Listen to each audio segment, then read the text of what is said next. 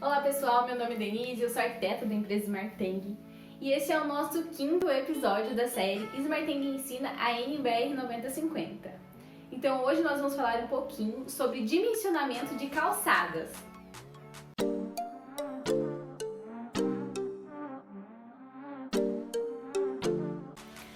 Então vamos lá pessoal, vamos falar um pouquinho sobre a inclinação transversal. O que é isso?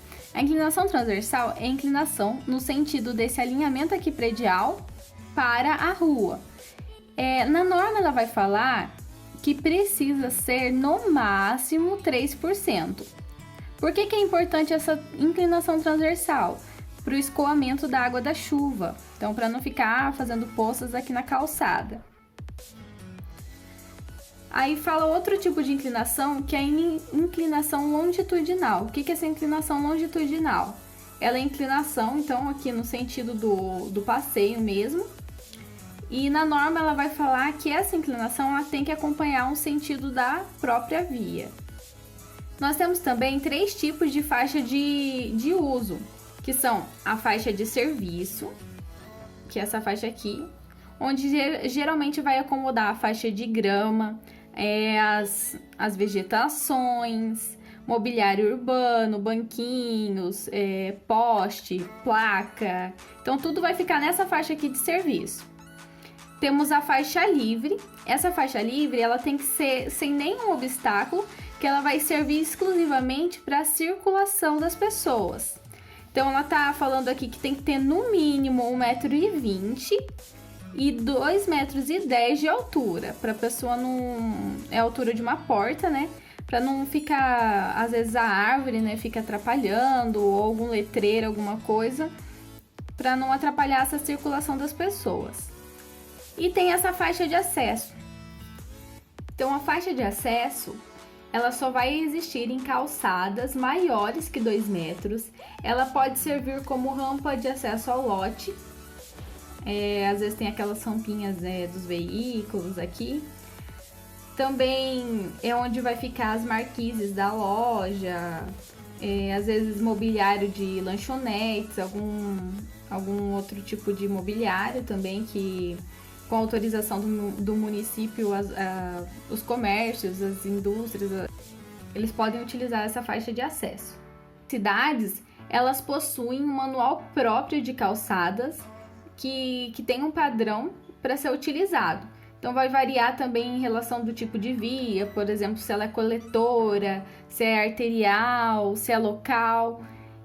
Tem cidades que vai padronizar um tamanho de calçada, às vezes 3 metros, como aqui é o nosso caso. E também às vezes vai mudar um pouquinho o tamanho dessa faixa de serviço.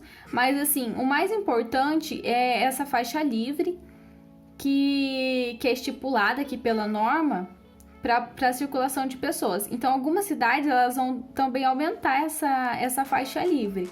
Então, vai depender um pouquinho de cidade para cidade, mas todas as cidades elas fazem o seu manual de calçada com base na norma. Bom, pessoal, essa é uma vista superior daquele desenho que eu mostrei para vocês na norma. Então, ela vai estar mostrando aqui a faixa de serviço. É uma rampa para veículos que ela está localizada nessa faixa de serviço. Aqui a faixa livre de o mínimo 1,20 m. E aqui a faixa de acesso também tem uma rampa, né, utilizando essa faixa de acesso aqui para o lote. Podemos ver esse desenho aqui em corte. Então aqui a faixa de serviço, aquela rampinha ali para o acesso do veículo. A faixa livre aqui para o pessoal passar. E essa faixa de acesso ao lote também com uma rampinha. E quando nós temos obras sobre o passeio, o que a gente vai fazer? Por exemplo, aqui é um caso de uma obra, então ela tem que ser delimitada com tapume, visando todas as medidas de segurança para que ninguém possa adentrar nessa obra, né, que não seja autorizado. A norma ela vai prever que seja feita um acesso pelo leito carroçável. Como que ele vai funcionar? ele tem que ser fechado com tapume. Vai ter que ter o mínimo de 1,20 m, que é aquela faixa livre, então ela vai ter que permanecer essa largura de 1,20 m.